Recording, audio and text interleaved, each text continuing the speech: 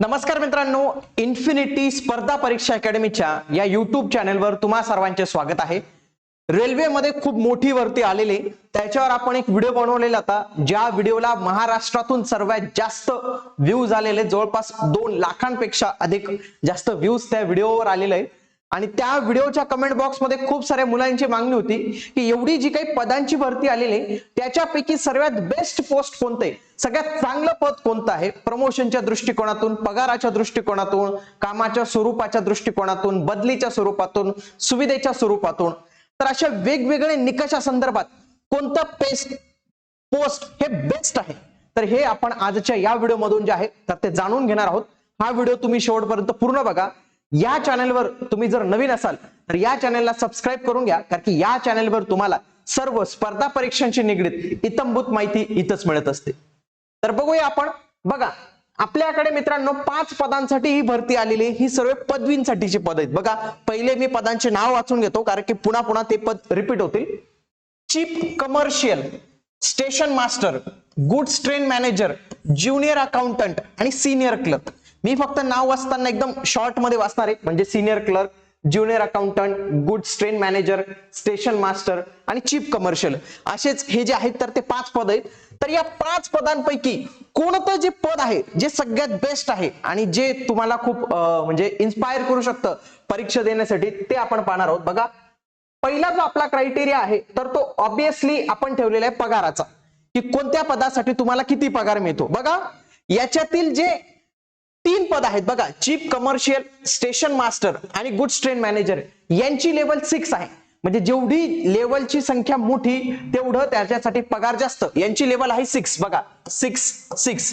आणि junior accountant आणि senior clerk यांची लेवल आहे 5, म्हणजे यांचा पगार असेल कमी. बघा, यांचं बेसिक पे आहे, ज्यांचं लेवल 6 आहे त्यांचं 35,400 हे बेसिक पे असतं, आणि ज्यांची लेवल 5 आहे त्यांचं बेसिक पे आहे 29,200. पण फक्त एवढंच भेटतं का नाही, याच्यासोबत तुम्हाला 50%चा डिअरनेस अलाउन्स भेटतो. म्हणजे याच्या 50% आणि याच्या 50% तुम्हाला महागाई भत्ता भेटतो. तसेच तुम्हाला हाऊस रेंट अलाउन्स भेटतो सिटीनुसार. त्याच्यानंतर तुम्हाला ट्रॅव्हलिंग अलाउन्स भेटतो. त्याच्यानंतर काही पदांसाठी विशेष अलाउन्सेस असतात तर ते देखील भेटत असतात. काही पदांना नाईट ड्युटी अलाउन्स असतो, नॅशनल हॉलिडे अलाउन्स असतो, तसेच ट्रॅव्हलिंग अलाउन्स असतो. तर हे सगळे अलाउन्स तुम्हाला जे आहेत तर ते भेटत असतात, आणि त्याच्यानुसार तुमचं जे आहे तर तो पगार इन हँड किती येतो ते आपण पाहणार आहोत. बघा, जी लेवल 6 आहे त्याचं ग्रेड पे 4200 आहे, आणि जी लेवल 5 आहे त्याचं ग्रेड पे हे 2800 आहे. आता इथं बघा, पगाराच्या दृष्टिकोनातून पाहिलं तर जे लेवल 5 चे पद आहेत त्यांचा इन हँड तुमची सॅलरी जवळपास 53,000 रुपये येते. हे मी एक सिटीसाठी कन्सिडर केलेले आहे, म्हणजे मुंबई पुणे सिटीसाठी जिथं तुम्ही राहणार तिथं जेवढा पगार भेटेल तर तो पगार, म्हणजे तुम्हाला इथं 50,000 प्लस हा पगार भेटतो या 2 पदांसाठी. कोणती 2 पदं? ज्युनियर अकाउंटंट आणि सिनियर क्लर्क साठी. आलं लक्षात? पुढे चीफ कमर्शियल आणि स्टेशन मास्टर यांच्यासाठी तुम्हाला 63,000 पेक्षा जास्त पगार मिळतो, आणि पगारामध्ये सगळ्यात जास्त पगार जो मिळतो तो आहे गुड्स ट्रेन मॅनेजर. याला 1 लाख रुपये पगार मिळतो मित्रांनो, 1 लाख. तुम्ही म्हणाल हे तर सगळं सेम दिसतंय, तर त्याला 1 लाख पगार का बरं? कारण की त्याला किलोमीटर अलाउन्स भेटतो मित्रांनो, KMA भेटतो त्याला, जवळपास 4-4.5 रुपयेचं किंवा 4.28 का असं काहीतरी आहे ते कॅल्क्युलेशन. एवढं किलोमीटर साठी तुम्हाला भेटतं.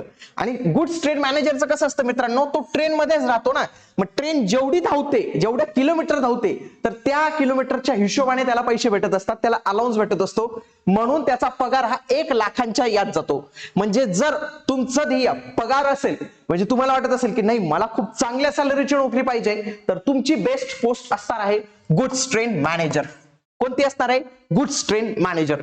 त्याच्यानंतर तुम्ही दुसरे जे 2 पद आहेत तर त्यांची सॅलरी सारखीच आहे, chief commercial and station master. आणि जर तुम्हाला हे टायपिस्ट सारखे पद पाहिजे असेल तर यांची सॅलरी आहे 50,000च्या पुढे. आलं लक्षात? म्हणजे जर तुमचा पगार हा उद्दिष्ट असेल तर त्याच्यामध्ये तुमची बेस्ट पोस्ट ठरते कोणती? Goods train manager.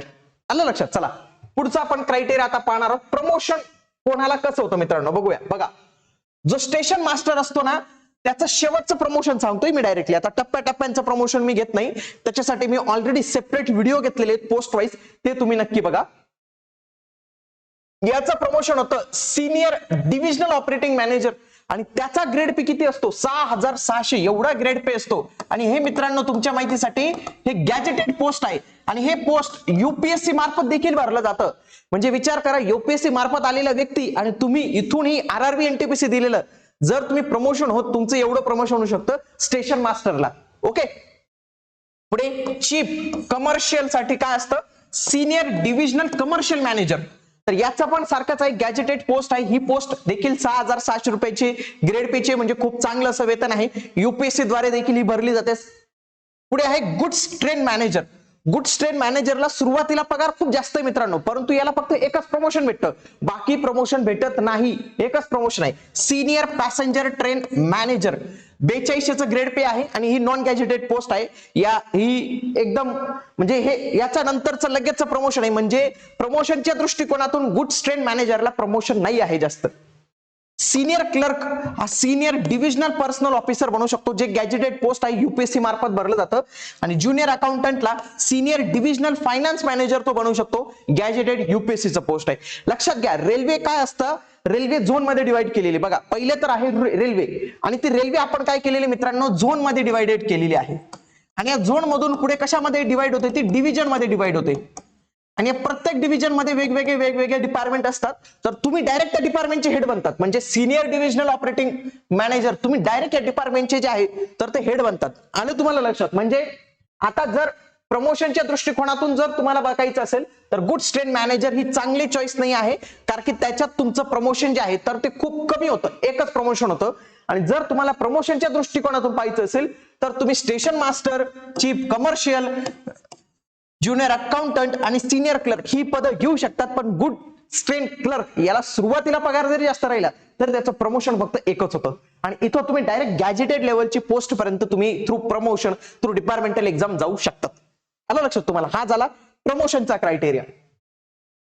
पुढचा जो क्रायटेरिया आहे कामाचं ठिकाण. मित्रांनो लक्षात घ्या, तुम्ही जेव्हा तुमची पोस्टिंग होते तर ती पोस्टिंग कोणत्या शहरात होऊ शकते याच्यावरून देखील तुमच्यासाठी बेस्ट पोस्ट ही ठरू शकते. मित्रांनो लक्षात घ्या एक्स वाय झेड रेल्वेने असे शहरांची 3 यादी करून ठेवलेली आहे, ज्यांची लोकसंख्या 50 लाखांपेक्षा जास्त आहे त्यांच्यासाठी असतं 5 ते 50 साठी वाय आहे आणि बाकीच्यांसाठी आहे.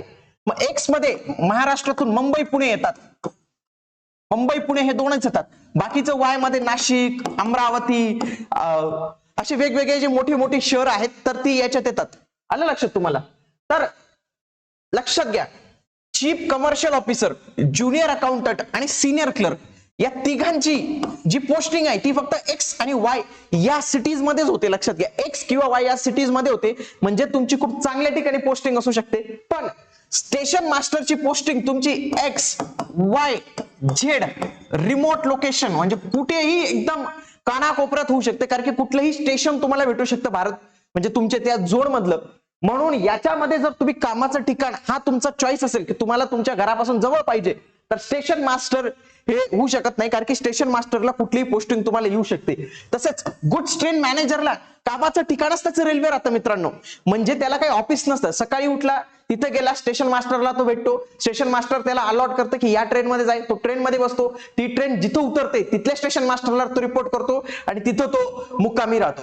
म्हणजे त्याची जिंदगी ही संपूर्ण ट्रेन मध्येच निघून जाते गुड्स ट्रेन मॅनेजरची. म्हणून ही पण एक चांगली चॉईस नाही आहे जर तुम्ही कामाचं ठिकाण शोधत असाल तर. कामाच्या ठिकाणासाठी सगळ्यात चांगली पोस्ट इथून सुरू होते, ज्युनियर अकाउंटंट, सिनियर क्लर्क आणि चीफ कमर्शियल. तर ही 3 पद आहेत की ज्याच्यामध्ये तुम्हाला हे भेटू शकतं मित्रांनो, कामाचं ठिकाण हे तुमच्या नियरेस्ट होम भेटू शकतं आणि तुम्हाला ऑफिस भेटू शकतं. लक्षात घ्या या तिघांचा एक फायदा असा आहे याच्यामध्ये ऑफिस जॉब भेटतो तुम्हाला, डेस्क जॉब भेटतो डायरेक्टली. म्हणजे जायचं तुम्ही ऑफिसमध्ये जायचं आणि तिथून तुम्ही घरी यायचं. आलं लक्षात. पुढचा जो क्रायटेरिया आहे तो आहे सुट्टींचा. म्हणजे कोणती अशी आहे की जो हेक्टिक जॉब नाही आहे, ज्याच्यात सुट्ट्या लगेच भेटून जातात, शनिवार रविवार सुट्टी असते, असा कोणता जॉब आहे. बघा 2 पद आहेत, ज्युनियर अकाउंटंट आणि सिनियर क्लर्क यांच्यासाठी मित्रांनो शनिवार आणि रविवार सुट्टी असते.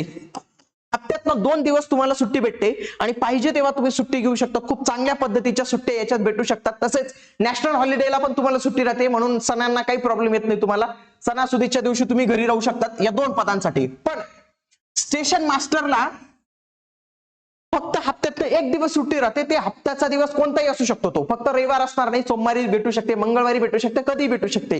तसेच लक्षात घ्या त्याला लक्षात घ्या, नॅशनल हॉलिडेला पण काम करावं लागतं, कधी कधी त्याचे पैसे भेटतात त्याला, पण त्याला जर बोलवलं तर त्याला तिथं काम करावं लागतं, हे लक्षात घ्या. याला सहसा करून लवकर सुट्ट्या भेटत नाही. गुड्स ट्रेन मॅनेजरला देखील सुट्ट्यांचा थोडासा प्रॉब्लेम येतो. बाकी याला हप्त्यातनं एक दिवस जे आहे तर तो ऑफ राहतो, रविवारी वगैरे. पण सुट्ट्यांच्या बाबतीत म्हणायचं झालं तर ज्युनियर अकाउंटंट आणि सिनियर क्लर्क ही खूप चांगली अशी पद आहेत. शनिवार रविवार ऑफ भेटतो, तसेच त्याच्यासोबत बाकीच्या इतरही सुट्ट्या आपल्याला भेटू शकतात. पुढचं पाहणार आहोत, कामाचं स्वरूप कसं आहे, कोणता जॉब थोडासा हेक्टिक आहे मित्रांनो. ज्युनियर अकाउंटंट आणि सिनियर क्लर्क हे दोन्ही ऑफिस जॉब आहेत मित्रांनो, ऑफिस जॉब आहेत, म्हणजे डेस्कवर बसून तुमचं जॉब आहे. म्हणजे बिल क्लिअर करणं, रेकॉर्ड मेंटेन ठेवणं, फाईल्स लिखापटीचं काम आहे तुमचं, एकदम क्लरिकल टाईपचं काम आहे, जास्त काही लोड नाही आहे कामाचा. पुढे गुड्स ट्रेन मॅनेजरचं सगळ्यात खतरनाक जे काम आहे याच्यात, ते गुड्स ट्रेन मॅनेजरचं मी म्हणेन. रेल्वे शेवटच्या त्याच्या स्टेशन पर्यंत पोहोचेपर्यंत त्याला रेल्वेच्या सगळ्या गोष्टी लक्षात ठेवाव्या लागतात, त्याला रेकॉर्ड मेंटेन करावं लागतं, काही इमर्जन्सी आली तर त्यालाच रिपोर्ट करावं लागतं. तर याच्यामुळे सगळ्यात हेक्टिक जो जॉब असेल ना, तर तो गुड्स ट्रेन मॅनेजर आणि 2 नंबर स्टेशन मास्टरचा आहे. तर हे जे कामाचे स्वरूप आहेत ना, यांच्यावर जबाबदारी खूप जास्त असते मित्रांनो, म्हणून हे खूप जबाबदारीचं काम आहे. पुढचं चीफ कमर्शियल सुपरवायझर, हे 3 नंबरला ठेवू शकतो आपण पद, हे 3 नंबरला पद, हे 4 नंबरला आणि हे 5 नंबरला, जर कामाच्या स्वरूपाच्या दृष्टिकोनातून बघितलं तर.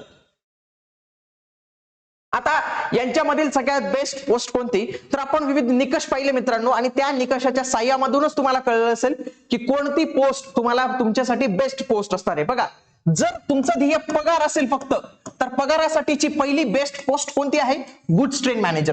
तर खूप चांगला असा पगार मिळतो मित्रांनो, तुम्ही 1-1, 1.5 लाख रुपये पगार कमवू शकता. जेवढी रेल्वे धावेल तेवढे तुमचे पगार वाढत जातील, आलं लक्षात. आणि रेल्वे लेट जरी झाली तर त्याचे पैसे तुम्हालाच भेटून जातात, म्हणून तो पण एक फायदा होतो.